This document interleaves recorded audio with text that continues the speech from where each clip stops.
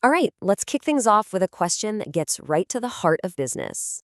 You know, it's a common myth. Most companies don't actually fail because their ideas are bad. I mean, the world is swimming in brilliant concepts and amazing innovations. Nope, they fail because they're looking at the wrong things. It's so easy to get laser focused on your own product, your cool new tech, or what you assume people want, and you completely miss the bigger picture. And that brings us to the real question, the one every business has to answer. How do you even decide what value to create in the first place? Because it's not enough to just build something good. You have to build the right thing for the right people. Well, the answer, believe it or not, boils down to a super simple but really powerful framework. Every single great marketing decision, it all comes down to the intersection of just three things: the customer, your company, and the competition. That's it. We call them the three C's. So, to find that sweet spot, that perfect place to compete, you've got to analyze these three areas. First, what do customers actually want? Second, what is your company uniquely amazing at? And third, what are your competitors up to? Your target market, your winning strategy, it's right there in the middle, where all three overlap. And here's the thing, if you ignore even one of these circles, the whole thing can just fall apart. All right, let's dig into this, starting with that first C, the customer. And the goal here is to go deep, to understand who they really are, way beyond just age, location, and all that basic stuff. So what this really means is you have to ask the right questions. Like, what problem are they actually trying to solve? Not what you think their problem is. What do they really care about? And just as important, you have to know how they buy. Where do they go? And this last one is absolutely crucial. Who is the person that actually makes the final call? Because as we're about to see in a big way, the person who uses the product isn't always the one who buys it. Okay, so next up is the second C, the company. This is all about taking a hard, honest look in the mirror at what you can do. And then we'll hit the third C, the competition, to really get a lay of the land. When you're looking at your own company, remember, strategy is not just about chasing any shiny opportunity you see. It's about finding an opportunity that perfectly matches your unique strengths. What can you deliver better than anyone else, day in and day out? And then for competition, you got to think bigger.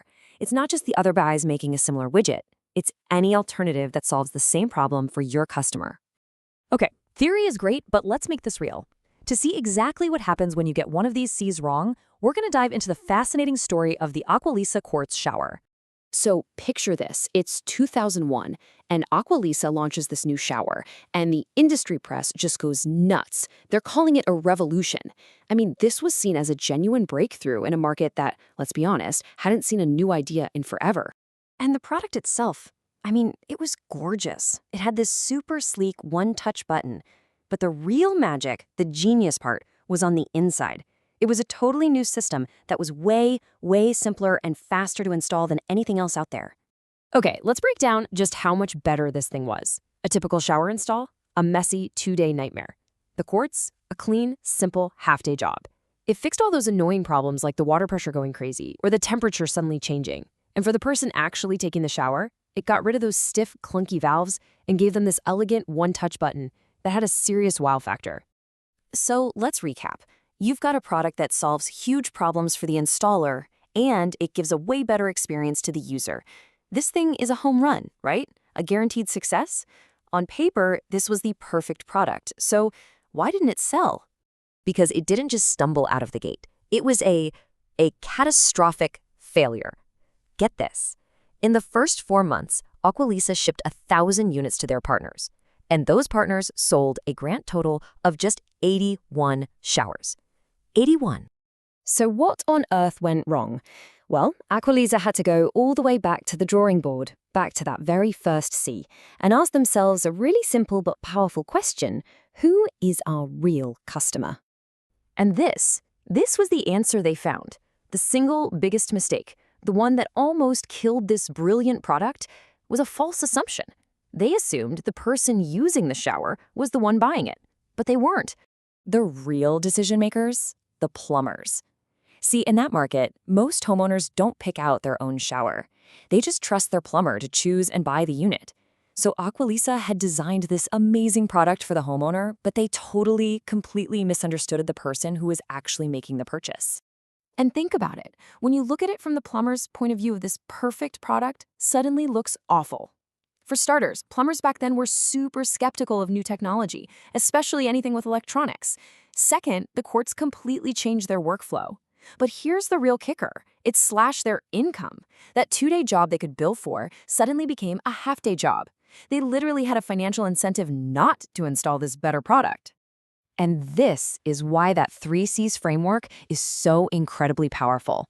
See, Aqualisa nailed the company C. They had a great product, but they completely botched the customer C, and it made their entire strategy fall flat.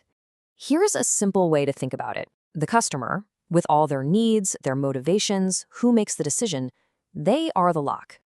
Your company, with its products and all your special capabilities, you are the key. And your whole job is to design a key that fits that lock perfectly. And the competition? Well, they're just all the other keys out there, all trying to open that exact same lock. So your key doesn't just have to fit, it has to fit better than anybody else's. Aqualisa built this beautiful key for the homeowner, but it turned out the plumber was the one holding the lock the whole time. And that really brings us to the final, most important takeaway here. Marketing isn't about being the best. It's not a contest to see who can build the fanciest product in a lab somewhere. It's about being right. Right for your customer, right for what your company can actually do, and right for the world you're competing in. Real success, it only ever happens right there at the intersection of all three.